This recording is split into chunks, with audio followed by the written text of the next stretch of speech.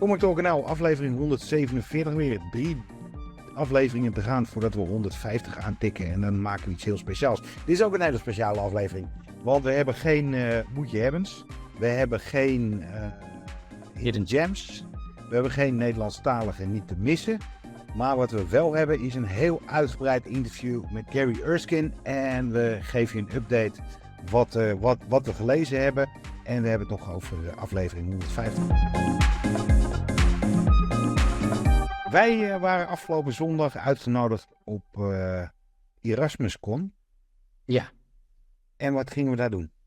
Ja, daar gingen we een panel hosten. Eigenlijk een interviewpanel. We hebben daar Gary Erskine, de legendarische tekenaar van een heleboel Star Wars comics, Vertigo comics, 2000 AD comics en nog een heleboel die ik nu niet ga opdreunen. En die Erasmuscon, is natuurlijk wel belangrijk om ook te vermelden, staat in het teken van sciencefiction. Dus het was geen Comic-Con, maar er is natuurlijk wel overlap met comics en science fiction. Dus zodoende. En dat was erg leuk, vond ik.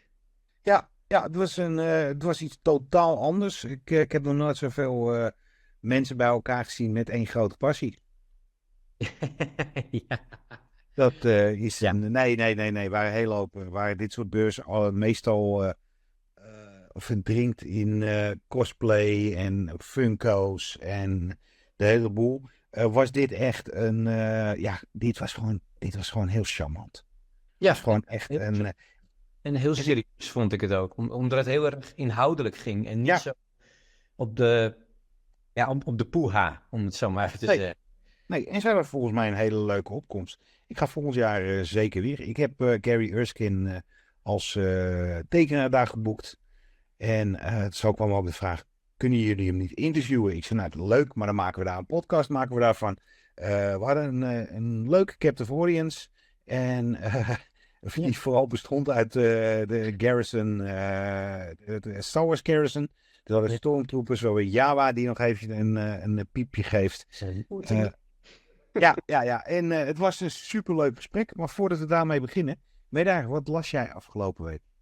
Afgelopen week moet ik bekennen dat ik niet superveel heb gelezen. Ik heb 1 manga en 1 hardcover gelezen. Het begint natuurlijk bij de grote jongen, Tenement.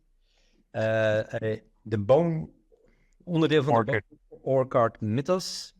En het is wederom geschreven door Jeff Lemire en getekend door Andrea Sorrentino. En het is de 4e uitgave binnen de Bone Orchard Mythos.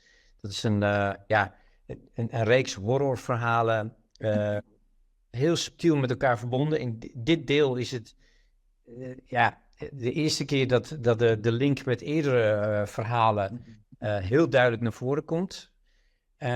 Maar tegelijkertijd vond ik dit deel ook eigenlijk het saaist. Oorspronkelijk is het uitgegeven bij Image Comics in 10 losse uitgaves. Maar ik had zelfs zoiets van, soms gebeurt er zo weinig in een hoofdstuk dat ik denk van, dat lijkt me niet echt boeiend om het los te volgen. Maar ja, het tekenwerk is wel weer als vanouds Sorrentino echt heel tof. Experimentele layouts. Af en toe switcht hij ook een beetje van stijl. Er zitten zelfs een paar pagina's in die geschilderd lijken. Dus dat is wel genieten. Maar inhoudelijk vond ik het... ging wel. Ik deed mij een beetje denken aan een Hellblazer verhaal. Oh.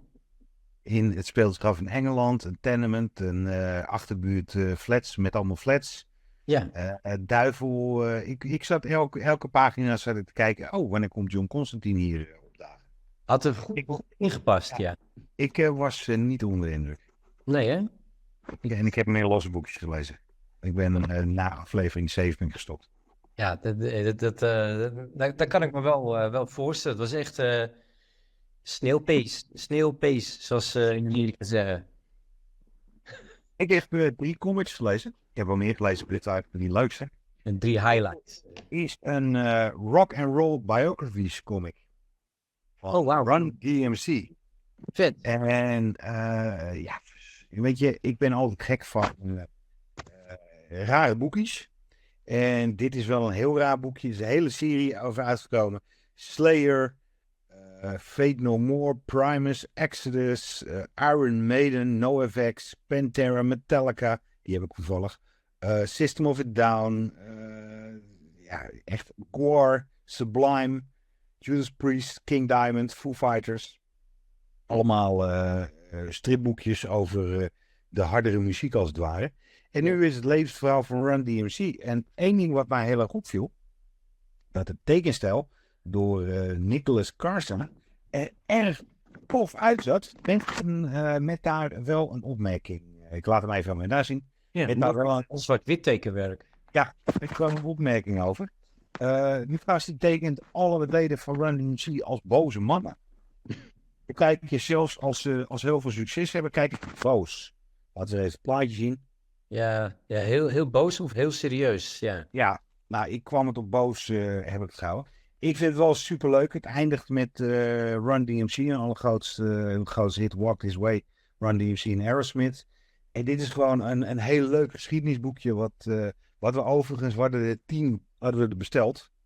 En we kregen er 10 binnen en 9 waren gebutst.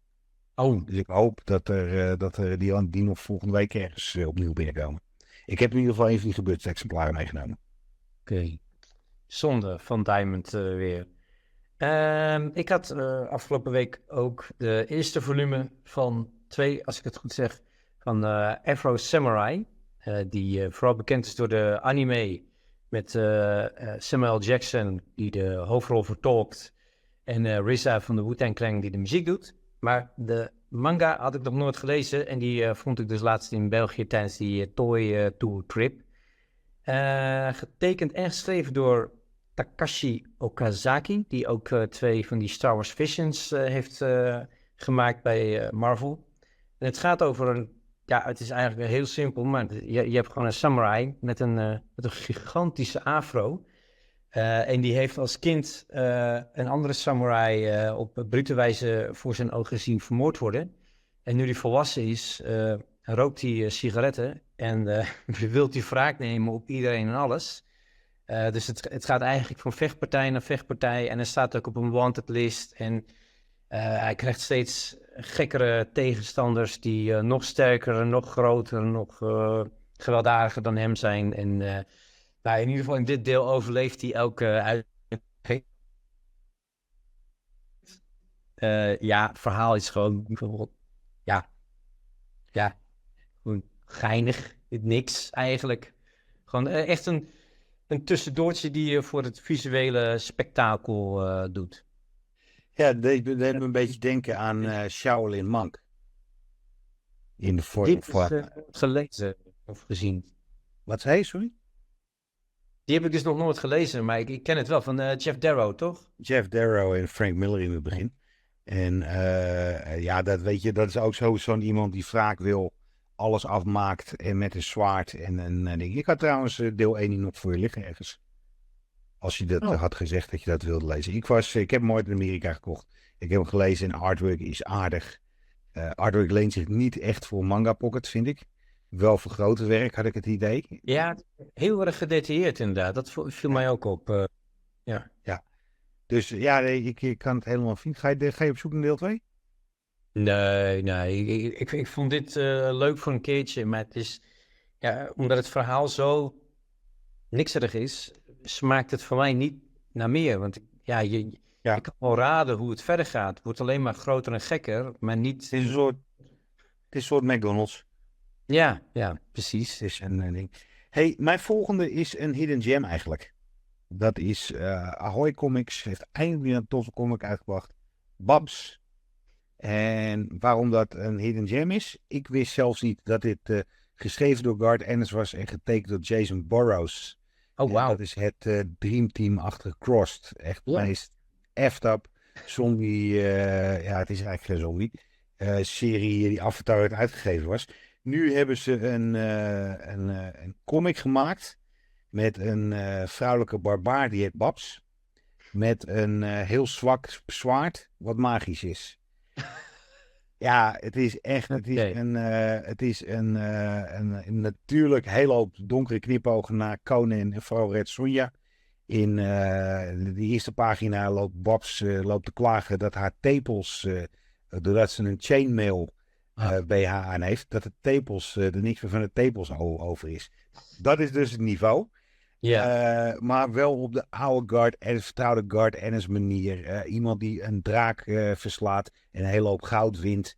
En dan op de vlucht slaat en een hele kolonie leprechauns overrijdt in de rijtuig. En daardoor haar loot die ze van die draak heeft gestolen moet betalen als boete. Het is humor. Je moet ervan houden. Voor Conan-fans is dit een essentieeltje. Je moet wel een beetje de knipoog moet je er hebben. Het gaat over een vrouwelijke bordbaar. Het gaat over beren, de goblins. En het heeft dus zo is waar een grote verhaal. En dat is niet alles waar je deze moet kopen. Want er staat preview in van... Een Toxic Avenger. Vet. Ja. En de eerste pagina's die ik van Toxic Avenger zag. Oeh. En ik werd hier wel heel blij van. Ja, het ziet er heel vet uit. Dus Babs voor €3,99. En dat is ook wel een keertje fijn in plaats van de €4,99 die immers tegenwoordig ook op zijn boekjes plaatst. En die zie je maar gegarandeerd. Een heel leuk boekje over een andersoortig barbaar. En Garth Ennis op zijn best. Nou. En dan heb ik er nog één gelezen. Ja. En jij hebt hem niet gelezen, maar jij kijkt hier heel erg naar uit. Dus ik moest een beetje nadenken, ga ik dit doen? Oh ja. Nou ja, zonder spoilers. X-Factor nummer 1. Ja, en dit is gewoon de tweede X-Men serie From the Ashes, waarin ik een klein gilletje van plezier laat. Het is echt de cover is echt Greg Land op zijn allerlelijkst. Ja, daarom wilde ik eigenlijk ook de variant. Ja, ik heb een Scotty Young variant voor je. Oké, ik weet niet. Ja, volgens mij is het hetzelfde lage pak. Je gaf door, geef maar een variant. Ik denk, ja oké, ik denk een variant. Scotty Young was degene die we nog het meest hadden. Oké, nou ja. Het gaat om de inhoud. En de inhoud is erg goed. Geschreven door Mark Russell, dus dan weet je wel dat goed zit. En getekend door Bob Quinn. Bob Quinn is een hele aardige tekenaar, moet ik zeggen. Had je de code al, de code eruit gepulkt voor je? Ja, die heb ik geredeemd, maar ik heb hem nog niet opengeslagen of gelezen. Nou, dit is een X-Factor team en dat doet me een beetje denken aan de Milligan en Allred X-Force team. Het gaat over social media, het gaat over hoe belangrijk het is om populair gezien te worden. Er is een gozer die heeft allemaal oude X-mensen en dan willen ze een positief beeld voor de mutanten en tegelijkertijd willen ze inschakelen voor allemaal reddingsoperaties. Wat hier heel duidelijk wordt, mutanten zijn expendable. Dus met andere woorden, er gaan aardig wat mutanten gaan de pijp uit. Ja. Nou, ik pak alvast mijn zakdoek straks. Nee, maar redelijk op dezelfde manier als de Allred en Milligan run gaat het gewoon echt zo verschrikkelijk snel. Russell is een briljante dialoogschrijver. In de traditie van Bendis en Ennis. Gewoon zijn dialogen komen gewoon heel origineel komen eruit. En dit is verdomd gewoon de tweede X-Factor waarvan ik denk van, of de tweede X-Men titel waarvan ik denk van, nou, als het deze kant op gaat. Ja, maar dat is wel de tweede van, wat zijn er, 6 nu uit of zo? Nee, er zijn er 3 uit. Nee, maar je hebt X-Men. Uncanny. Je hebt 4. X-Men. Niks. Ja, zie je niks als ja, die hoort wel. Oké. Die hoort wel bij. Die heeft ook die hele branding heeft hij ook. From the Ashes. Ja, dus, From the Ashes vond ik leuk. Dus je hebt maar iets van 6 titels nu. Dus dan is 2 van de 6 is... Nee, maar dan ga ik echt... Ik vond de enige die ik echt heel erg tegen vond vallen, was X-Men. Daar ik zoiets van... ik vond X-Force vond ik leuk, maar ga ik ook niet doorvolgen. X-Factor zeker weten. Uncanny X-Men vond ik echt fantastisch. Ja, en die andere Nikes is... Ik kan me niet meer herinneren wat het was, maar dat heb ik wel vaak als je veel comics leest. Vond ik ook heel aardig. Ja, tot nu toe vond ik eigenlijk alleen Uncanny X-Men dat ik zeg van dat is de moeite. Je moet X-Factor nog lezen natuurlijk, dus dat hoop ik dat hij erbij kan. Maar de rest... Ik vond hem in ieder geval echt super deluxe leuk. Kijk, super deluxe. Dan gaan wij nu naar de meat and bones van deze aflevering. En dat is het interview met Gary.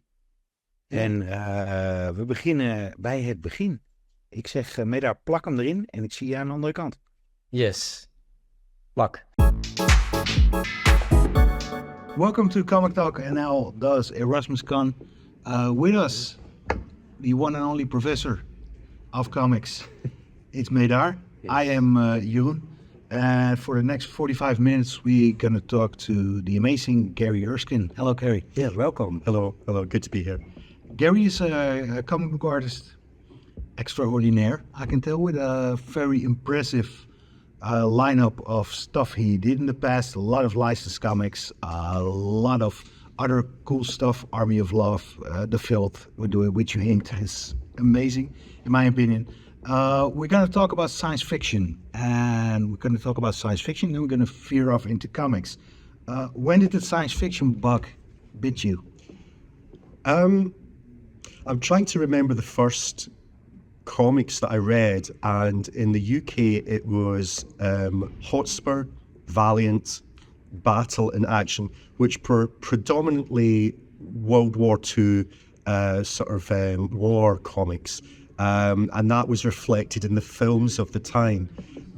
But I feel that in 1977, when Star Wars happened, there just seemed to be a seismic change. Science fiction was always there, but in 77, Star Wars was such a breath of fresh air, and it had that sort of punk aesthetic as well. And it also led into 2000 AD, which was a British comic as well. And I think that really pushed me further into realizing that I preferred science fiction as a genre to sort of World War II.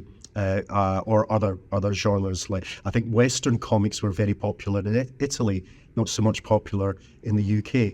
So I think it was probably 77 when I would have been 9 years old. Star Wars in 2000 AD. Did you see Star Wars in cinema? Yep.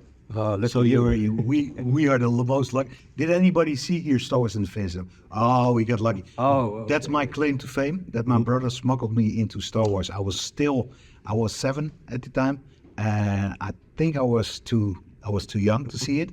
But my brother smuggled me, and I can remember the scroll and the Death Star coming out, and I was like, a hook's for life. It's an interesting. I teach, just to let your listeners know. I also teach primary, secondary, and I teach at tertiary college level. And although maybe the work that gets delivered is very, very polished with college students, my favorite teaching is actually with 9 to 12-year-old kids, because what you have is an unfiltered imagination, and there is something about that age that when you experience something like Star Wars at that age, most of my colleagues who are between 50, 55, maybe a little older, we're all somehow, we saw Star Wars, we liked it, but we also wanted to be a part of that world and industry. And you have Chris Weston, who is another illustrator that I've worked with, and he actually was designing costumes for the most recent Star Wars movies. Dermot Power, who's another artist, more concept designer in the film industry. He designed a lot of the characters you see in The Force Awakens and The Last Jedi. And Glenn Dillon, who's Steve Dillon's brother, I think he was the one that designed Darth Maul's helmet. So we were all of an age, 9 to 12 years old. We see Star Wars, and it really changed our brain chemistry. That's and yes, seeing it for context. 1976 was the release of Logan's Run. Not a bad movie, but it looks years apart. Yeah. The direction, the camera is always locked off. There's large, a very old school direction. It's just like a sort of blocking shot where all the characters are always on the screen at the same time. Very few close-ups, and the camera doesn't really move either. It won an Oscar for its best visual effects. And the difference between that and Star Wars on every level is a chasm. So I can imagine being a 7 or 9 year old child seeing the scroll, that looks a little bit like Flash Gordon or Buck Rogers. And then the planet, yeah, I've seen that before. But as soon as the Tantan 4 appears, you're suddenly like, this is very different. And then when the Star Destroyer comes out, it was game-changing. And the introduction of the robots and the aliens, everything just kept moving up a level. And it made, talking for myself, it made an incredible imprint. Because we saw science fiction, we had Buck Rogers, we had, I don't know if we have had Buck Rogers. I think Buck Rogers Before my time. It was before my time. The old guys, sorry. No, but we had like cartoons. Yeah. And it made such an imprint. And also the cool thing about Star Wars, seeing Star Wars in the 70s or in the 80s, was that right now we're living in the age that you got your remote and you got your subscription and you get everything all the time. Yeah. And I remember when the advert was coming on with the action figures, like, Mom, Dad, no, it's too expensive. So I had to work and we played out our own Star Wars sequels. And that also made an imprint in your creativity. Yeah. I mean, I am jealous of that generation now that can literally go to a Forbidden Planet or other comic store, can switch on Disney Plus and see so much Star Wars stuff. There's so much choice. You don't need to watch it all. You don't even need to like it all. But just that ability to see so much stuff where back in 77, you had the action figures. Yeah. There was comics, which had Enter of the Mind's Eye. Splinter by Alan Dean Foster. There's maybe some books in this. But you had to wait 3 years for the next movie. And you didn't get any previews from the internet, or you get previews from... it was friends, and there was so much shit that people were telling me that was not true. Just, did you know that? It's because I heard... My cousins... That's... For those who are not in the audience, we got a Yawa present. When my cousins, more or less the same age as me, were 6 months apart, but John and Tommy and my brother and I, we were obviously very, very big on Star Wars, loved it. And I remember, and again, it's very strange for your audience, your younger audience, to understand that with social media, you get so much information even before the film is released. You then get, sadly, spoilers within 24 hours of what's happening. This was before the internet, and I know that sounds really weird, but it's very important. You literally had rumours, maybe the odd piece in on the radio or in a newspaper, or maybe a science fiction magazine like Starlog in the US or Starburst in the UK. But I remember going to my cousins just before Return of the Jedi came out, and they were recording every single clip they could find of Return of the Jedi before it was released. And it was the same 3-second clip of R2-D2 on the sail barge knocking C-3PO over. And they said, look at this. And it's like, into the sand. And here's another clip, into the... And it was the same bloody clip. It's a first meme. Yeah, it literally was a meme. Wow. But we were so obsessed, we would literally watch this because that was the only thing you had access to for that film at that time. I'll do it even better. I smuggled my cassette player, and it was a really big one, into the cinema of Return of the Jedi, and I actually taped it. Oh, cool. And I least no, it's not cool, because quality was incredibly bad. But I had it. Yeah, you had it. And there was no streaming. There was no. There was a video release. Only though those were expensive. They were really compared to now 4K. They weren't, but for 80s kids, they were very expensive. And that was just happy memories. But yeah, as I say, I think it made you really track down everything to do with Star Wars. It made you more passionate and committed because it was hard work trying to find something. And that was also because when the comics came out, the first Marvel run, you really devoured it. We were lucky enough in the Netherlands that we got the translated version because American comics in the 80s were not a thing. They were really hard. Excuse me. And you got to live it. You got to experience every page. One thing that is really funny. We have a common friend, Nick Brockeshear, really into Star Wars, also a Star Wars artist. One thing that I absolutely love, because right now Star Wars for the boomer generation and a little bit below where we're from, new Star Wars is just like a lot of meh. But what a lot of people don't understand is that Star Wars is made for several generations. For me, it's the original trilogy, and I like the rest, but the television shows, I really don't care. It's not my Star Wars. My nephew doesn't really care about the original stuff, and Nick is somebody who is really into Star Wars, and he always tries to engage in Facebook or online fights about what is bad. What are your thoughts about what is happening with Star Wars right now? As I say, I come from a place where it was the original films and what few comics I could get, the books I could read. I like the fact that there's choice. I haven't watched everything. Clone Wars gets recommended to me quite a bit. And bearing in mind, I actually do enjoy Solo, but near the end of Solo, spoilers, a character appears, and I was like, aren't they dead? And I then got told that if you watch Clone Wars, it explains how they survived that thing that happened in The Phantom Menace. And I was like, all right, I'll maybe try. And Bad Batch, I hear good things about that.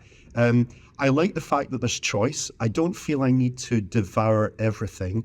I also don't feel I need to like everything.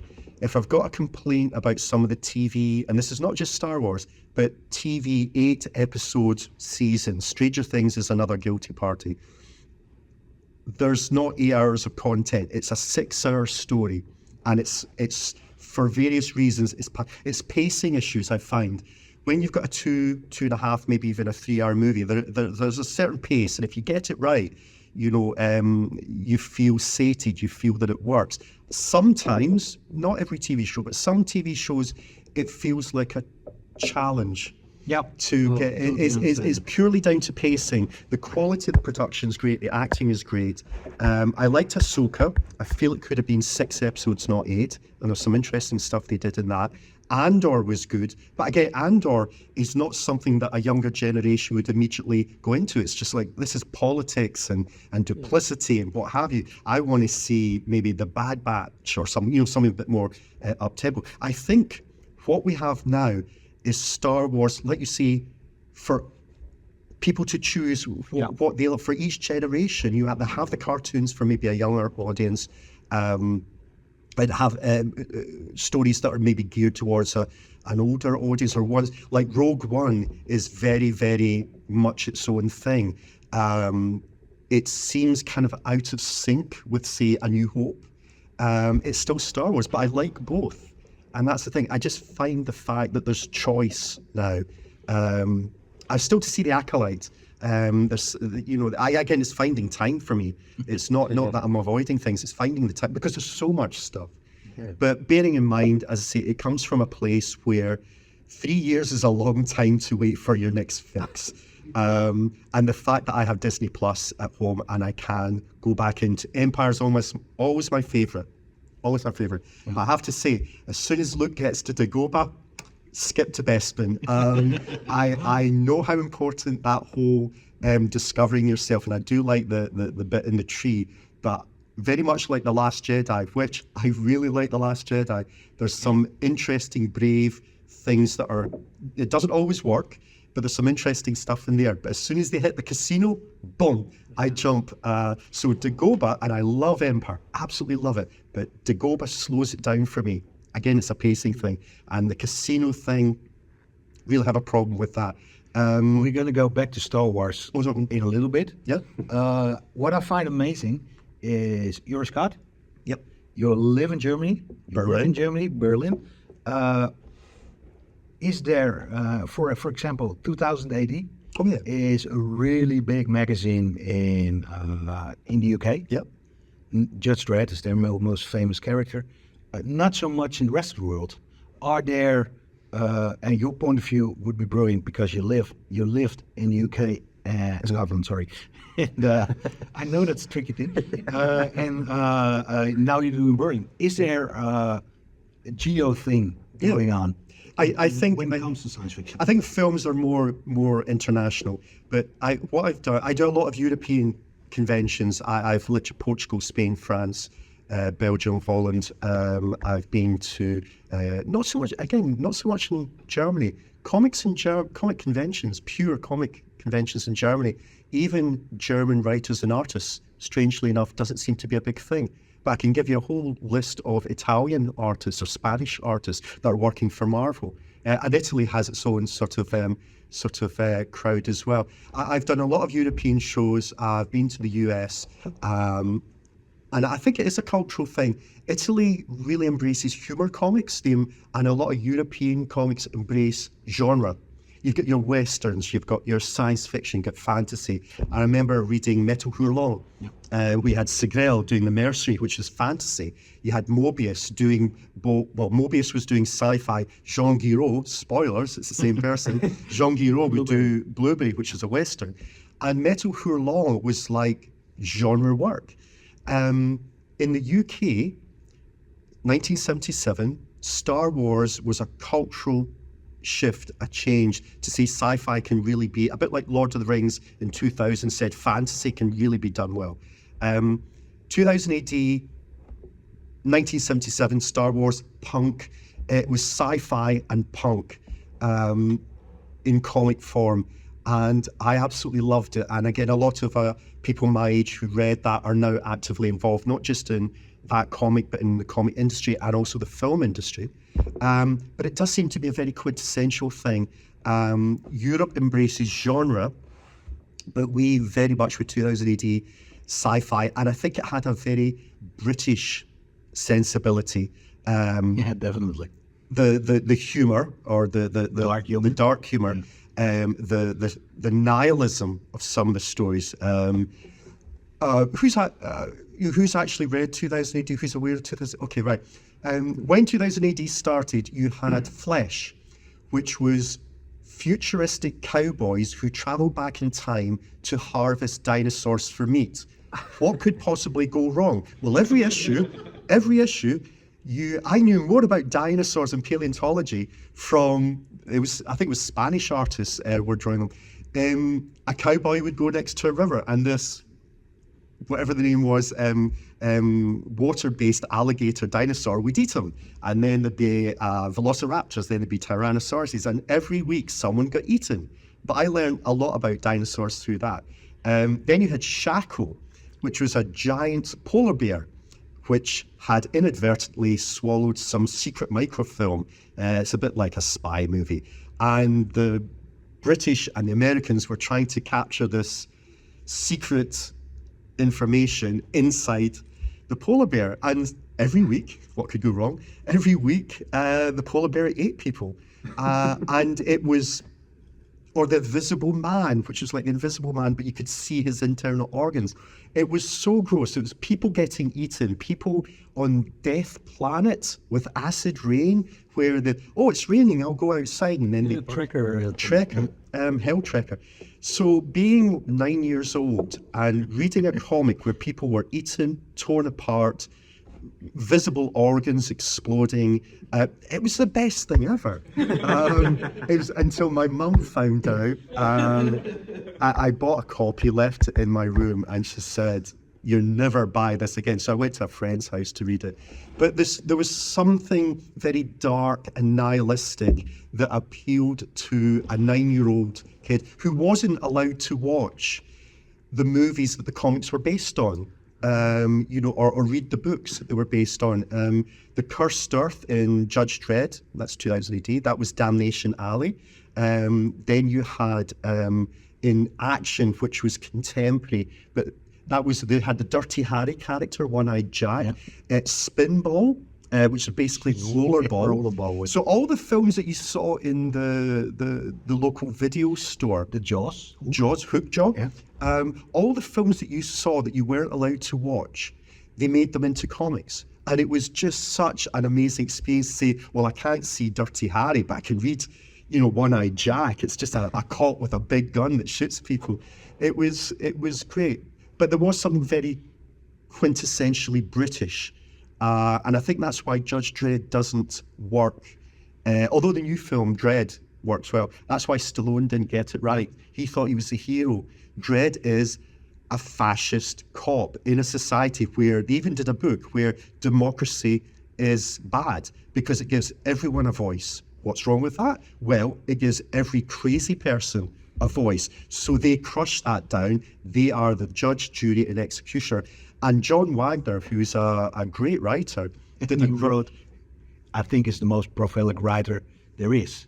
He wrote in America. It's called America. Yeah, America. It's about, basically, at the end, the people who are trying to fight for democracy are stopped, shall we say, and he gives a defense for martial law, that we will control you and keep you safe. You don't have any rights or rules, but we will keep you safe from the man. And it's really dangerous because John Wagner's a great writer. He doesn't believe in this, but he shows how easily that argument can be put forth. But Dredd is not even an anti-hero. He is a bad person. But in America, they embrace him as this hero. But I think that's where sometimes that doesn't translate. Yeah. It's so British, that approach. What do you think that, because you drew for 2008? I drew Judge Dredd, yeah. Yeah, Cardenas. What I find amazing, I'm a big 2008 fan, big Judge Dredd fan. What I find amazing is that every week has to be like 6 pages, and that's a story. Maybe it's to be continued, but otherwise it's just those. You got 6 pages to tell a story. Yeah. With an end, maybe a cliffhanger, then a part of the middle. Did that help you when you transformed to American comics, for lack of a better word? It's strange. I teach for your audience. I also work in the games industry and do a little bit of storyboarding for games, particularly, and television commercials. I also teach it. So I teach comics, sequential art, we call it. And comics has certain rules. It has certain things you need to be aware of. But the pace, again, it's a pacing issue as well. Doing a British comic, which is 6, maybe 8 pages in the magazine, but 6 to 8 pages to have a beginning, a middle, and possibly an end, is very different to having 20 pages to ostensibly tell the same story, or maybe add in some other subplots. And then you have manga, which is maybe a couple of 100 pages. And I liken it to the experience of watching a comic like 2000 AD would be your Ahsoka or Bad Batch, where it's episodic rather than a 2-hour film. It's all about pacing. But I think if you can tell a story in a short length of time, given more pages, you can do a bigger story. But I think it's more difficult to go the other way, like a manga artist being only given 6 pages, which is possibly just someone getting on a motorcycle and driving away. They break it down. They show both action and reactions. And they got 2 panels, 3 panels a page. Yeah, I love Akira for that. Akira destroyed Neo Tokyo. I think it's issue 17 when they reprinted it in color for the American issues. So issue 17 in the books, it's about 200, 300 pages, and it's 6 volumes. It's like Akira is a huge story. But in America, issue 17 is 48 pages of buildings just falling. There's a big explosion, then the water comes in, they fall over. It's great for reference, but that's 48 pages of a city crumbling. In 2000 AD, maybe 2 panels or a full page. So it's about being aware of the pace, how much time in a TV and film, or how many pages can you show a thing. And I'm sort of in the middle. I prefer the 20 pages because I like to show both an action and a reaction. But 2000 AD, you've got to be really tight and efficient about what you show. But yeah, issue 17 of Akira is one of the most, I've got 2 copies. I've got one that I use for reference because every single building you'd want to draw from different angles, and it's very good reference. What does science fiction mean to you? Because you're obviously a huge fan, but what I notice in your answers, it seems like it's more for you like the rebellious side. Mm-hmm. So. I think, again, it's all about your age and what you're experienced to at a specific time. If I was older, it would probably have been Star Trek, the original series. And bearing in mind that was a TV show, not the biggest budget, might not have stimulated me the way that the opening of Star Wars, which still holds up. It's an incredible opener for any movie. Although there were fantasy movies around about the time, Hawk the Slayer, The Sword and the Sorceress, Beastmaster, or the Doug McClure films, the At the Earth's Core, the Land That Time Forgot, which was always a lizard that they'd stuck a fin onto its back, and you just, oh, there's a giant spider. That's just, and the effects were shoddy. So I don't think in superhero movies it was Nicholas Hammond on Spider-Man, who was always fighting ninjas for some reason, because They were actually in the Netherlands, because there was a TV movie in America. Yeah. In the Netherlands, it's kind of theatrically release. No, that's what they did. They took 2 episodes, chucked them together, and they did it as a double bill with something. I think, Superman the movie came in 1979, but before that you had the Incredible Hulk TV show. And again, the budget and the lack of technology restricted it. So superhero movies didn't work. Fantasy looked cheap. But Star Wars showed for a reasonable budget that you could make a really immersive, believable world.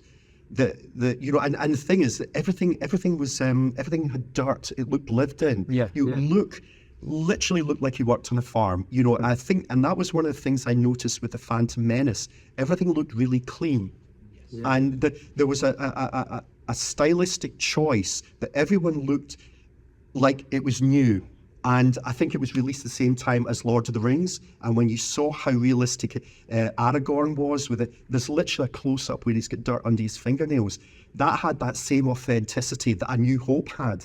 So I don't know what the reason for that cleaning it up in the Phantom Menace was, but it really caught me off guard. And I was like, I don't believe in that world as much as I believe in the Mos Eisley Cantina, or the fact that Millennium Falcon did look like it was held together by nuts and bolts. It looked lived in. So there was a reality to A New Hope, and then obviously the dirt and grime of Empire, and then obviously we ended with Jedi. And I think that, and at being that age, I believe 9 to 12 years old, I believed in it. I would imagine that people who were 9 or 12 years old who saw Lord of the Rings, they'll go down the fantasy route, because that was so wholly realised and immersive. It was incredibly well done, because it had the same aesthetic approach as Lucas had originally. I may have had a different path if I had been, born years later, and Lord of the Rings was my first experience. Yeah. I may well have gone down the Brian Froud route, the Dark Crystal and Labyrinth, and been more of a fantasy artist like Iris, who's out there. In fact, she mentioned that she was at an age where it was Labyrinth and the Dark Crystal that caught her imagination at that 9 or 12 years of age. So fantasy is her in. Yeah. For me, it was sci-fi. But if it had been 1976, Logan's Run, not a chance. Oh. And it was that close. It really was that close. You worked on a lot of license projects for several publishers. What's the difference between working in licensed comics and working on a thing like The Filth or Army of Love? Well, there's creator-owned, where you're doing your own thing, either with yourself or with a writer, and then you really have a sense of connection, and you're allowed to make decisions creatively. But when you're working on licensed stuff, there are obviously established rules. The character has to look recognizable, whether it's Judge Dredd or Luke Skywalker. I don't mind both. It's still a job. It's a job I enjoy. I enjoy the whole process of creating. Creator-owned is a slightly different thing, but working in licensed books, there are restrictions, but the fact that something that you've grown up with, something that you love, you're allowed to play with that world is a lot of fun. Sometimes you get to create a character that doesn't exist. It depends how much freedom they have creatively. Dark Horse when I worked there, or now with Marvel. But who wouldn't want to draw Bib Fortuna or Lando Calrissian or draw an X-Wing? I don't need to reinvent the wheel. It works. And there is a very selfish sort of part that you're just kind of like, I'm drawing Star Wars now. You've grown into it, you love it. So it's I say, slightly different mind space from being creator-owned, where it's entirely your own vision, but it's nice to play in that world, yeah. What was your first reaction when Dark Horse reached out? Gary, my friend, do you want to do something with aeroplanes in Star Wars? Yeah. I mean the X-Wing project, yeah. I think it was, I just checked the books, it was 96 to 97, The Phantom Affair. It was based on the Michael Stackpole novels, which again were what kept you sane between Empire and Jedi. And Eddie Bukovic, who was a Croatian artist, I think, he was running very late. So late, they asked me to finish the book. I hadn't, book as in the graphic novel, I hadn't read the book, but he'd drawn 3 issues. I got introduced to it. I saw the work that he'd done with the characters. There was some new characters involved. And I did my best to replicate his style and finish it. But because they saw how good a job I did, and I just finished Terminator, which was another obviously licensed book, they gave me Requiem for a Rogue. And that was entirely handed over to me. The main characters were the Bothans. And bearing in mind, this was a time where no internet, to any, no real home computers as yet, as freely available as they are. And the internet was very clunky, like seriously clunky. I think IMDb was kind of like a spreadsheet at that time. It was really, really old fashioned. My cousin was able to print off some information on a dot matrix printer, and it literally was text based, because if you wanted to see a photograph of something, if you found it, it'd be like 40, 50k, and it would load like this. And you'd wait, and then you'd go, no, and even before it, you go, no, that's not the one, click, next one. And it cost a fortune. So I was buying model kits. And building them, taking the photographs. Everything was so difficult to reference. There were Art of Star Wars books. There were Starlog magazines, Cinefantastique, Cinefex. But it was hard work trying to figure out what things looked like. And there wasn't a lot of reference for Bothans. It's only mentioned in the film. So I was told they're dog-faced, and I was given, someone thankfully had drawn them before. But it was hard work then, trying to be authentic and do the job well, because it wasn't as easy as picking up a phone and Googling. But Dark Horse didn't provide you with any visual reference? If I was stuck, they would send me reference, and by sending reference, that was literally a photocopy in a FedEx, and they would post it to you. So it would take 2 days to get to me, and then when I finished my art, I would put it in literally a box and post it back. It seems so medieval, compared to literally I can use my phone to do all my business now. If you look at the Phantom Affair, there is a warp effect where there's some sort of dimensional bomb goes off, and the Star Destroyer sort of twists in space. And I was just talking to a fan who was at the table who wanted me to sign that particular book. And how I did it was I drew the Star Destroyer normally on a sheet of A4 paper.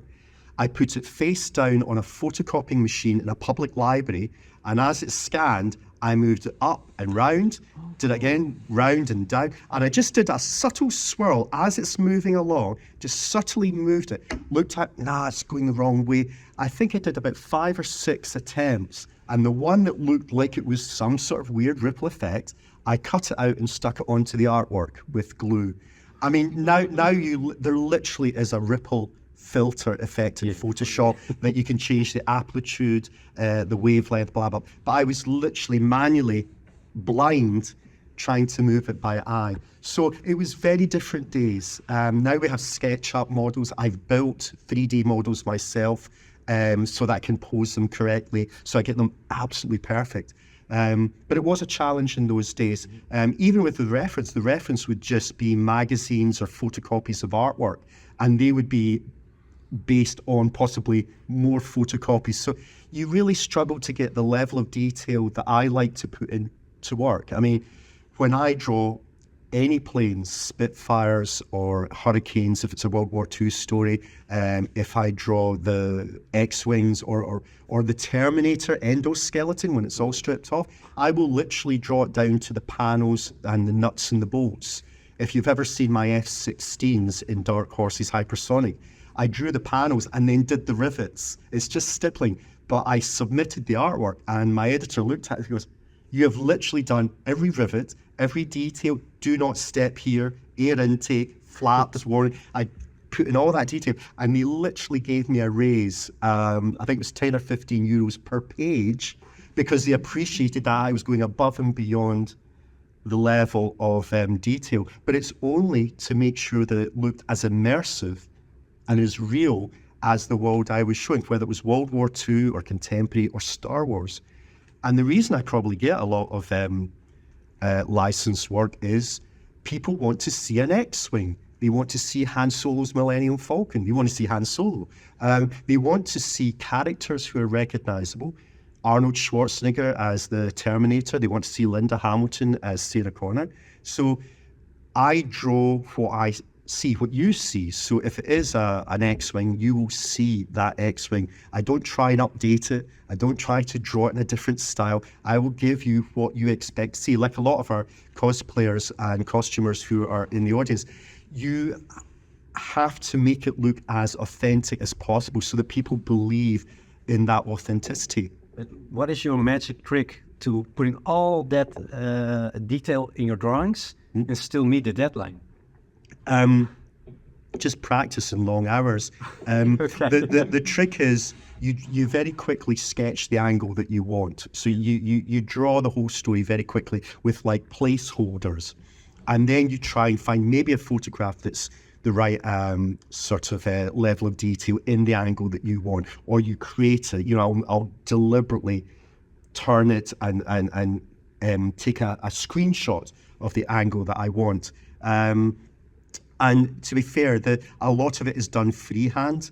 So I'll draw the outlines of the ships and maybe even the outlines of the costumes. But I've grown up with these characters since I was 9 years old. So a lot of it is like muscle memory. I just know if you draw an X-Wing over 100 times, you just need to know where the angle of the wings, you know, whether it's from the back or the side, and the fuselage is at a right angle. As long as you get that outline right, I know where all the other panels are. Draw. So it's not like you draw one panel, next one, next one. That's how I would do it. Yeah, you end up knowing where everything is, and it is a muscle memory thing. So as long as you get that basic shape or the pose of the costume right, once you've drawn a thing more than 20, maybe 25 times, you start to remember where everything is. So you're literally drawing freehand. So there's no penciling, you go straight to inks. You've got enough of an outline there that you don't need to add in all the extra detail. So that helps. Do you see yourself returning to the Star Wars comics? With all due respect, what Marvel is doing now. Oh, it's great. Yeah, it is. Mm-hmm. I think the Darth Vader comic is pretty good, pretty good. Mm-hmm. And the regular Star Wars comic, art-wise, not to suck up, but if I compare the things you did in the end of the 90s and what they're doing now, it's totally different. It's Rushed. It's McDonald's against 4-star meals. I suppose it depends on the direction that the editors are wanting to take the books in. I'm sure some of the writers are coming forward with their ideas, and there are probably some ideas that don't go any further for whatever reason. I know that they're establishing a new canon, and the work that I did, just to clarify, Dark Horse, Marvel had the comic license when the films were out, and for whatever reason, they dropped it. Dark Horse came in, and Dark Horse at the time, from the late 80s, they had Star Wars, and they were doing some really, really cool imaginative stuff with Star Wars. They also had the Aliens license, Predator. They really went into those sort of sci-fi films. But they were doing a lot of really cool stuff for maybe 20 years. And then Disney buys Lucas, Disney buys Marvel. It's a no-brainer where that's going. So they bring them together. I still get royalties for my work from Marvel, from Disney, because of the work. So they're very fair in that respect. And what they've done is they've said, it still exists, but it's now Legends. It's not canon, which I think, under the circumstances, is very reasonable. We have to realise it is a business. You know, it'd be nice if it was just this sort of creative thing that George Lucas created, and it just happens. But once you get to a certain level, and Star Wars has been so popular, that's when it turns into an industry and a business model. You've got to think about licensing to games. I grew up and it was X-Wing versus TIE Fighter, which is a really great PC game. So they've done very well in that respect, and they've created these expanded universe. But very much like Marvel and DC, who have had about 75 or 80 years of multiple characters and multiple universes. Marvel do it with different Earths. Yep. We're Earth 616, I believe. And then you've got the multiverse, and DC have their own Crisis on Infinite Earths and what have you. You can create so much that it starts to be overly complex and contradictory. And I think this canon is a reset, and I kind of understand why Marvel and Disney are trying to tie into the film and maybe bring it back to that a bit more. Yeah, but that's the cool thing. What I think is cool, what they did with the Legends, is that Legends is really broad. You got the television shows, you got the movies, you got the comics. It's one package, and it's readable. Because the first Jason Aaron, the first, it was amazing. I loved what Dark Horse did, but in the last 5 years of Dark Horse, they kind of, I could not understand when I picked up a Star Wars comic. I could okay. They did Star Wars Tales, which was brilliant, just the anthology book. But when Marvel did it, they did it closer to the movies. They did more in movies. But the great thing about Legends, you can go. I bought Médard. He doesn't even know it in your comic stack next week. Okay. Star Wars Visions, the manga. Yeah. And it's still, I'm not necessarily into manga, but it doesn't fit in the whole Star Wars thing, but it fits in the Legends, and I think it's really cool what they're doing. And what they're doing now, they wrote and they drew themselves into a corner because of the movies. Because how many times can you? I think it goes back to. I'm curious about how a younger audience embraces Star Wars. I think the fact that there's choice is a good thing. You don't have to like everything. You don't have to watch everything. I still have a lot of catching up to do. It's more of a time schedule thing. But the very fact that you can watch Rogue One and Andor, if you want something that's maybe a bit more adult, I guess. Yeah. Adult, mature is, hey, politics. Although, well, look how they did politics when it was the Phantom Menace with the tax negotiations. Great, that's what the kids want. But then we saw E.T. in the back. But you know, and then you get the cartoons like Clone Wars, which I haven't seen, but a lot of my friends have watched it and they love it. And I just think that there's something for different levels of engagement, different ages. If you want something, you know, wham bam explosions, except you can watch this show. If you want to watch something more cerebral, and some of the stuff in Andor was incredibly emotive, that maybe wouldn't work elsewhere. So I think the fact that there's so many different strands, you can choose the one that you like, and embrace it. And there's some shows that I've watched that I've enjoyed, but I wouldn't go back to, or maybe thought it was a missed opportunity. But there's still a lot that I like. And as I say, as far as the movies are concerned, there's some movies that I will watch more regularly than others, not because they're the best, but because I just enjoy them, either for the spectacle or for character development or some other thing. And I have to say, I'm really sorry about it. That 8 seconds of silence in The Last Jedi. Oh yeah, with the hold on maneuver.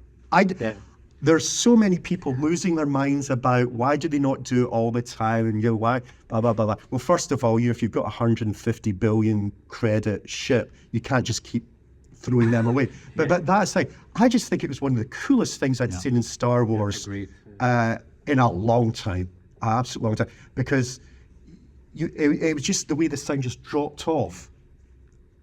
In a full cinema. And almost like there's a shockwave. I think the closest thing was the sonic grenade that Boba Fett dropped off in the asteroid field, where it drifted off and went, and you hear that, bang, just that. And every so often something comes out of Star Wars that you just go, wow. But for me, as I say, The Last Jedi is not perfect by any means, but there was some interesting stuff there. But that one, sonically and visually, just in a cinema with the proper sound, was just, it could have been in any sci-fi movie and it would have worked. But the fact that it was Star Wars, like, that was all, because you really got the sense of the wonder and the amazement, and sacrifice as well. Absolutely brilliant. We could talk for hours. I think we're all Star Wars fans here. But Jeroen is giving me, the other Jeroen is giving me the sign that's going to lock the door. Lock the door. Lock the door. Or do we have like 50 minutes? I'm not sure. I think we need to. I think there's now a break, so we can. You guys want to go?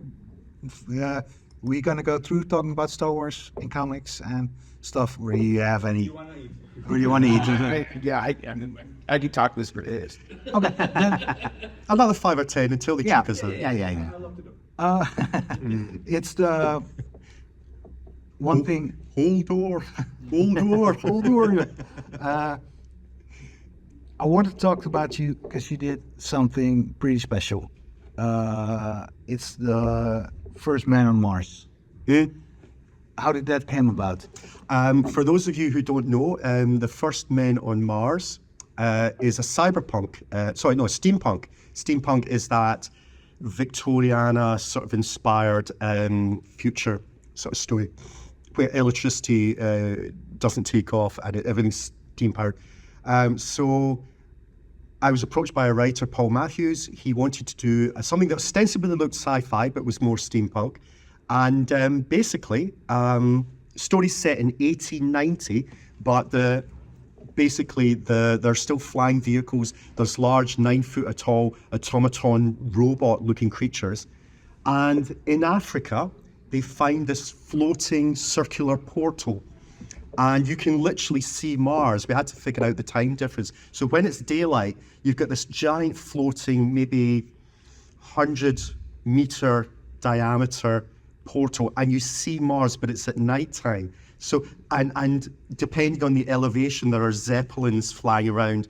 So if the viewpoints from them, you see it level. When you're looking up, you see the hint of a mountain, but there's no mountain in front of you. But it's literally, you go through and you teleport to Mars. So there's an expedition, goes through the portal, doesn't go well, and the comic is based on the people who survived. And it's ostensibly them being in a courtroom and interviewed. What happened? How did it go wrong? How did this great expedition all go on? And each survivor tells them what happened. And then we have a flashback, and it's like the Rashomon, if you're aware of Akira Kurosawa's Rashomon, which is a story that is basically done in flashback, where there are 3 or 4 recollections of the same incident, but from different viewpoints. Also The Last Jedi. And The Last Jedi. and The Last Duel, which as well, which is a Ridley Scott film. So the idea is, although I draw the present day sequence, every time someone is interviewed, they say, well, this is how it happened. And each character is given a different artist. The idea that recollections are different.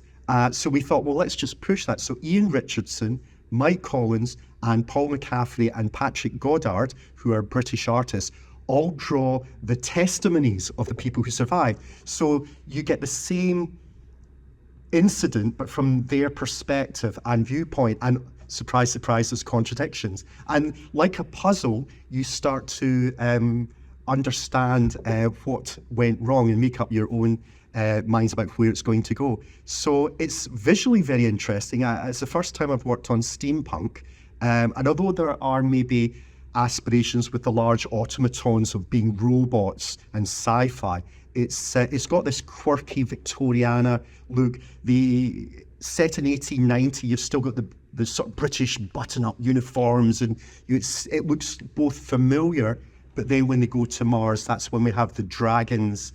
They're flying dragons with the Martians in armor, who obviously look very different. And then I believe we've hinted at kind of like The Last of Us, people who are mutated with some fungal spore effect. They look humanoid, but they're overgrown like the way mushrooms grow around a tree.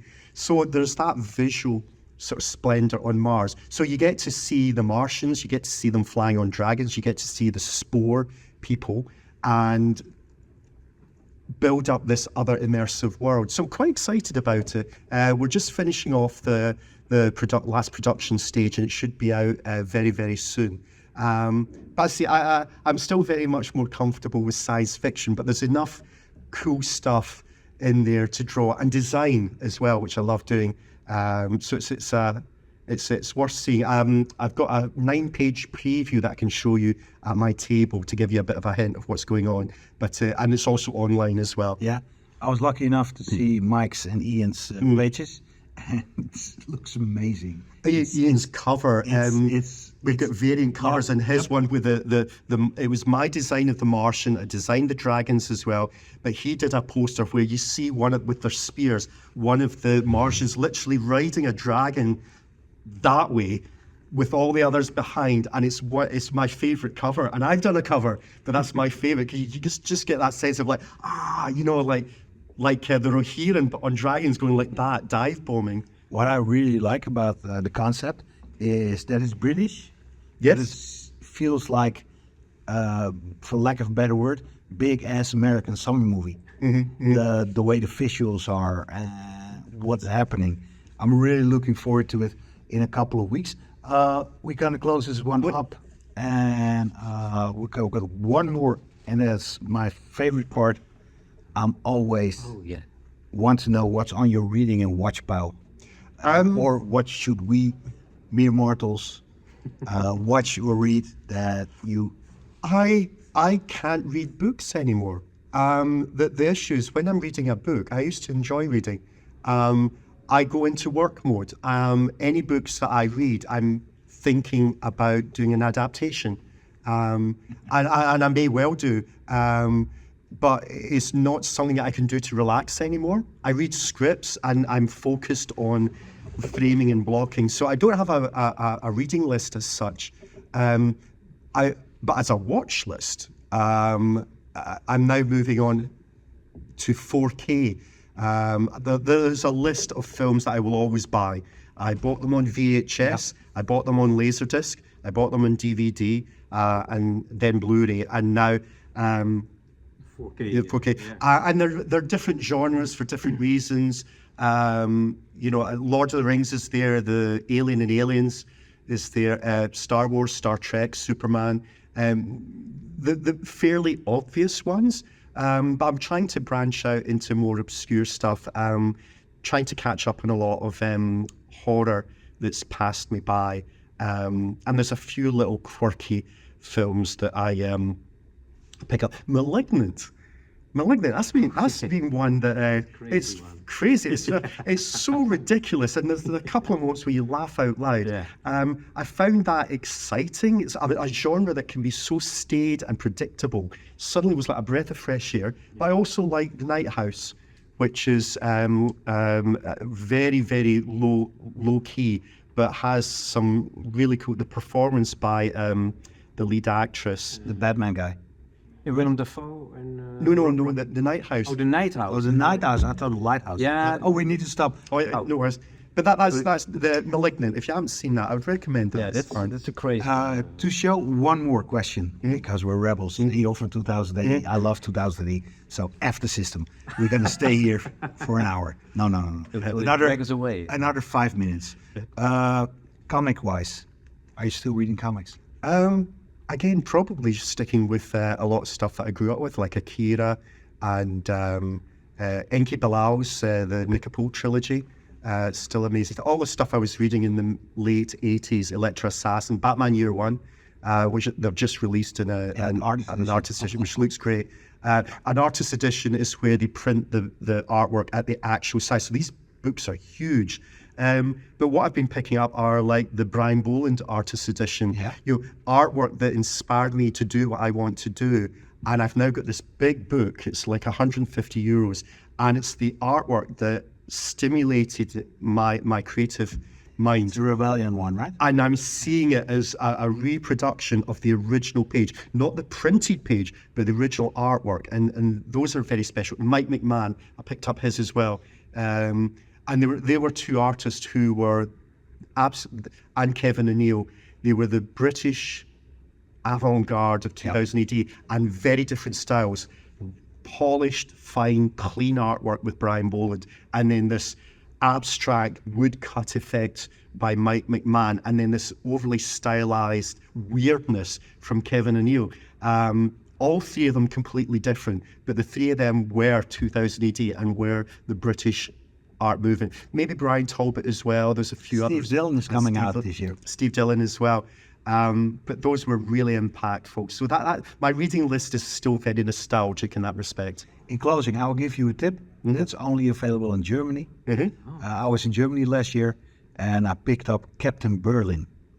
Oh, wow. And Captain Berlin is, if you want to read something that is really out there, it's Captain Berlin. It's Kirby-esque. All right. And it's taking a piss out of Captain America. Right. And it's about Hitler. It's about East and West Germany. It's about the Second World War. It's about Michael Knight. It's a crazy comic. You should check out Captain Berlin. All right, I will do. I'll have to find a comic shop. As I say, there's something strange about about Germany. There's not as many US and UK comic book artists out of Germany. No. Where France, Spain, Italy, huge amount. They're very much more into quirky sort of fanzines and stuff like that, and I find that very strange. I'm living maybe a couple of kilometers from Kreuzberg, which is the creative hub of Berlin. David Bowie in the Hansa studios and stuff, but mainstream comics don't seem to be a big thing there. The strange thing is, and then we're going to close because I see the guy with the gun going like. No, but the crazy thing is, you know where I picked up Captain Berlin? Where did you pick it up? I picked it up at the train station. Oh wow! And they got like huge translated comics, like everything. Is that really the store really in the station? Yeah. And I picked it up. I'll be in next week. I will be in Germany once again, and if I see it, I'll pick one up for you. I'll look forward to it. As I say, it's so strange that a country and a city that's so vibrant and creative doesn't have a mainstream comic audience. I maybe haven't found them yet, but there's no one springing to mind, which I find when the rest of Europe is so vibrant. But maybe I'll find them. On that note, Gary, thank you for your time. Audience, thank you for lasting so long. Thank you. We literally are being asked to move. Thank you very much. Comic Talk and also your weekly comic podcast. He's a tech guy. Next Tuesday, probably Wednesday. Yes, Wednesday is our release. This one is coming out live. Going out. Comic Talk NL. So if you want to share it, it would be widely appreciated. Thank you all. Have a great con and see you soon. Yeah, thank you. Dat was Gary Erskine. Superleuk interview. En als zeg ik het zelf, dat was het interview natuurlijk zelf gedaan. Maar wat ik eigenlijk probeerde te zeggen, was een super relaxed sfeer. De man, je gooit er een kwartje in en je krijgt ongeveer voor €100 krijg je aan quotes terug. Ik vond het tof dat hij zo bevlogen was over science fiction en zo bevlogen was over comics en films. En, superleuk verhaal. Maar we gaan binnenkort gaan we het opnieuw doen als zijn First Man in Mars comic gaat uitkomen. Ja, vet. Daar hebben we zin in. Hij was inderdaad echt een hele positieve en gepassioneerde artiest. Dat vond ik heel mooi om te zien. En hij gaf ook wel mooie kijkers in zijn keuken, vond ik. Die deden en zo. Heel gaaf. Nou, dan hebben we nog als laatste huishoudelijke mededelingen. En de belangrijkste daarvan is dat we nog een paar plaatsen vrij hebben voor Comic Talk 150. Dat heb ik jou ook niet verteld, maar de Goody Bag die wij weggeven, Ja. die wordt echt kick-ass hoor. De Goody Bag is alleen al reden om naar ons verjaardagsfeestje te komen. Ik ben benieuwd wat trouwens mensen voor ons meenemen. Dat ze al 150 afleveringen hebben geluisterd. Hint. Nee, maar we hebben een Goody Bag. Er zitten comics erin. Er zitten verschillende stripboeken van Reboot en van Personalia zitten erin. Wow. Er zitten filmgoodies zitten erin. Er zitten posters in. Wordt echt een kick-ass Goody Bag die iedereen kan winnen. Vet. Je kan winnen, krijgt. Want het belangrijkste is natuurlijk de quiz die we gaan doen. Dat wordt een pittige. We hebben 9 categorieën, 5 vragen per categorie. En die variëren van volgens mij weet niemand dit tot volgens mij weet iedereen dit. Het hele team, ik heb Nathan gesproken. Nathan gaat zijn uiterste best doen om ook aanwezig te zijn. Het hele team van Comic Talk NL is 13 september aanwezig. Het kan zijn dat we deze week een verandering in datum nog krijgen. Maar we houden onze sociale media in de gaten. Ik hoop het niet. En dan hebben we onwijs toffe prijzen die je kan winnen in de quiz. Variërend van kunstboeken tot comicpakketten tot beelden. Echt de moeite waard dus, gegarandeerd. Ja. Ik zou zeggen, laat ons via je socials weten of je zin hebt om mee te gaan.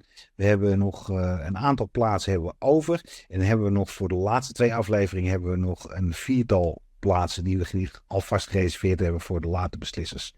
En ja, als die niet komen, des te groter is de kans dat je een hoofdprijs wint en dat je bijzonders, met iets bijzonders naar huis gaat. Je krijgt in ieder geval een hele bijzondere avond. Ja, dat sowieso. Echt zin in. Moet ik trouwens nog wel even een extra shout-out doen naar Modern Mits voor de uitnodiging van de Erasmuscon. Ja, en daar kunnen we ook gelijk wel over wat vertellen. Ja. Wij gaan een innige samenwerking aan met Modern Mits, met Jeroen. Dus dan hebben we 3 Jeroenen. Ja. Echt, dat zal voor jullie een drama worden. Je bent met Jeroen 1, Jeroen 2, Jeroen 3. En Ja, en als niet door elkaar. Nee, maar we hebben afgelopen zondag hebben we leuke dingen besproken. En volgens mij gaan we in de toekomst, na aflevering 150, gaan wij dus nog superleuke dingen doen. En we gaan ervan uit dat het nog steeds de 13e is. En in het weekend van de 13e is er ook iets anders. Hey Médard. Jeroen. Hoe kijk jij naar Nederlandse Comic-Cons? Nou, vorig jaar ben ik 2 keer naar Heroes Dutch Comic Con geweest en naar een paar andere gelegenheden. Maar wat ik altijd jammer vind, is dat comic zit heel prominent in de naam, maar het zit niet prominent op de vloer. Ik wil gewoon lekker door het oude en nieuw papier grasduinen. Maar vind je het niet leuk om te grasduinen door Funko's, door speelgoed, door verzamelswaarden, door pin, door poppetjes? Nee. Of ja, vind ik ook leuk, maar ik wil gewoon een dedicated comic papier kon. Ik wil gewoon alleen papier. Met jou, een hele hoop anderen. En ik heb vreselijk goed nieuws voor je. 15 september in Amstelveen. Ja, dat is dichtbij. Comics Community Nederland organiseert Comic-Con die voor het grootste gedeelte bestaat uit papier. Daar wil je bij zijn. Wij zijn er zelf ook bij. Check de website, check de social media en koop je kaartjes nu. Yes. Zie je daar. Doei.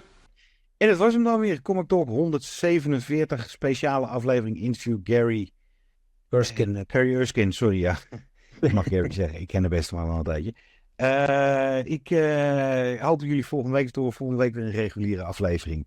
En we hebben allemaal leuke nieuwe dingen voor aflevering na wat er na 150 gaat gebeuren. We gaan de show weer ietsje opkloppen, hè? We gaan even wat scherper. Ja. Dingen wat anders, leuker en dingen doen. Heb jij er een goed idee voor? Let us know. Deze aflevering Comic Talk NL werd mede mogelijk gemaakt door CIA Comics Import Amsterdam. En daar vind je onze besproken comics en comics van eerdere afleveringen en van toekomstige afleveringen vind je daar allemaal voor scherpe prijzen met hulpvol en leuk en knap personeel. Je lijkt erover wel. maar dat tenzijde. Muzikale inlijsting was weer voor onze maestro Jouk Fris.